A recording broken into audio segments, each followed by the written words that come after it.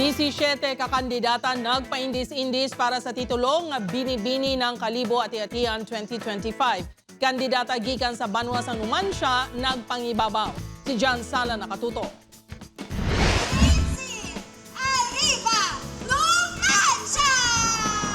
Introduction pa lang, performance level ng 17 ka mga kandidata sa ilasadsad inspired production number. Tagsa ka mga kandidata upod ang ila pamilya kang supporters ang nagpasalida sa stage. Mas nag-init pagid ang stage sa nagrampa ng mga linay sa ila swimsuit competition. Pag-abot naman sa evening gown, poise and elegance ang nagpangibabaw samtang suksok sa mga kandidata ang ilang mga gown nga himo sa mga local designer.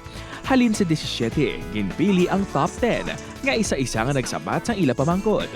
Gilayon man niya ginpili ang top 3 nga nagsabat sang final question. Sa ulihi, nagpangibabaw ang tiglawasang banwasang Numancia nga si MJ Fernandez. Siya ang manging tiglawasang Kalibo Aklan sa Miss Universe Philippines 2025. First runner-up naman si Ana Bea Hernandez ang Malinaw Aklan, kag second runner-up si Maika Ella Liza Malik sang Kalibo.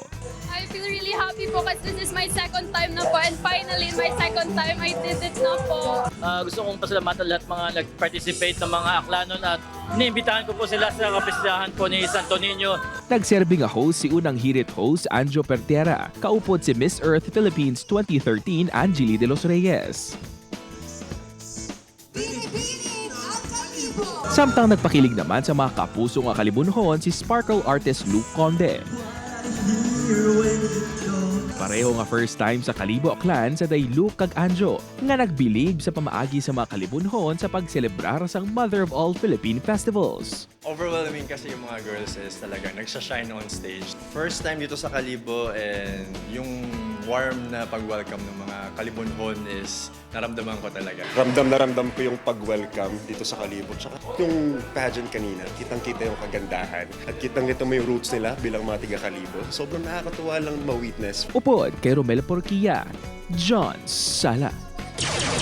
1. Western Visayas.